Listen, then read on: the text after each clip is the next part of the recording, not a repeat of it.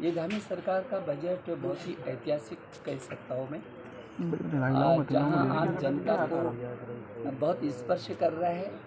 वो अंतिम छोर का जिसके पास कोई अवस्थापना नहीं है, कोई संसाधन नहीं है, उसकी भी आशाओं का ये बजट है। तो जहाँ देश को पूरे विश्व में एक स्थान देने का, प्रदेश को स्थान देने का देश और दुनिया में, उसका भी ये बजट दिखता है।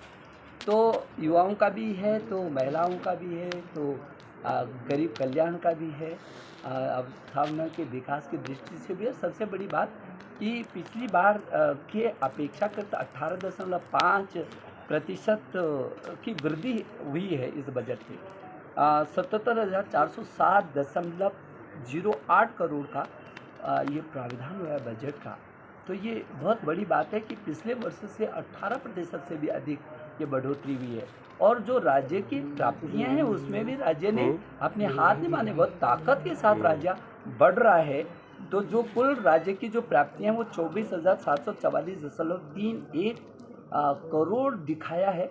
और ये भी गत वर्ष की अपेक्षा में 18.44% बढ़ोतरी है। मतलब इस वर्ष हम जो राज्यों के आर्थिक संसाधन हैं उनको भी हम बढ़ा करके अर्जित कर रहे हैं, ये बड़ी बात है। और सबसे बड़ी बात ये है कि हमने राजस्व घाटे को कम किया है और इधर सरप्लस को बढ़ाया है। सरप्लस में लगभग 4,309 करोड़ का सरप्लस है। और ये भी यदि देखेंगे पिछली बार की अपेक्षा, पिछली बार संभवतः जो मैं देख रहा था वो 2,600 करोड़ का सरप्लस था, इस समय 4,309 करोड़ का है। और ये पिछले बार की अपेक्षा 21.16% की वृद्धि हुई है इसमें। तो यदि आप इस टोटल बजट को देखेंगे, युवा कल्याण के लिए किस तरीके से, पीडब्ल्यूडी की अवस्थापना के लिए किस तरीके से, रोजगार परक आप देख रहा हूँ मैं कि किस तरीके से इस बजट को रोजगार से जोड़ा गया है। इस बजट को हर दृष्टि से, ये चाहे उद्यान विभाग का रोजगार से जोड़ने वाला है, 815 करोड़ का हो, चाहे पॉली हाउस को 200 करोड़ का हो, मिशन एप्पल के अंदर 35 करोड़ का हो, ये जिस तरीके से 461 करोड़ का उद्योग, ये युवाओं को और रोजगार को कैसे करके केंद्रित कर सकते हैं। वर्क फोर्स डेवलपमेंट के लिए 100 करोड़ रुपया है।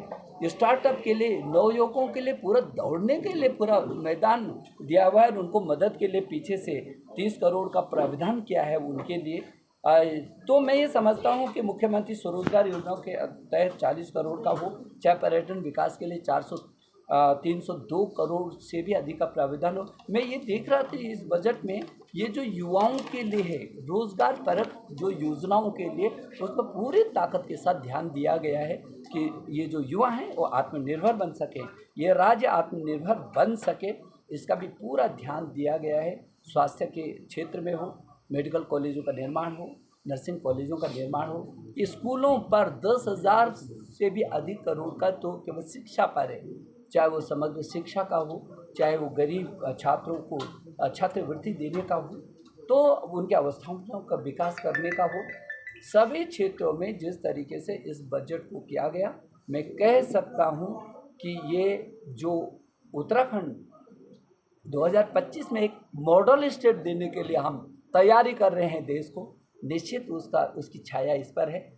वो जो अगला 10 वर्ष उत्तराखंड का होगा, मेरे देश के प्रधानमंत्री ने बोला, तो निश्चित रूप में केंद्र से भी जिस तरीके से हज़ारों करोड़ रुपए का हमको विभिन्न योजनाओं में मदद मिल रही है, और जिस तरीके से पुष्कर धामी के नेतृत्व में ये सरकार बहुत तेज़ी से विभिन्न क्षेत्रों में दौड़ रही है, भाग रही है, तो निश्चित रूप में हम 2025 में एक आदर्श राज्य के रूप में देश को इसको दे सकेंगे। सर, विपक्ष इस पर कह रहा है कि आप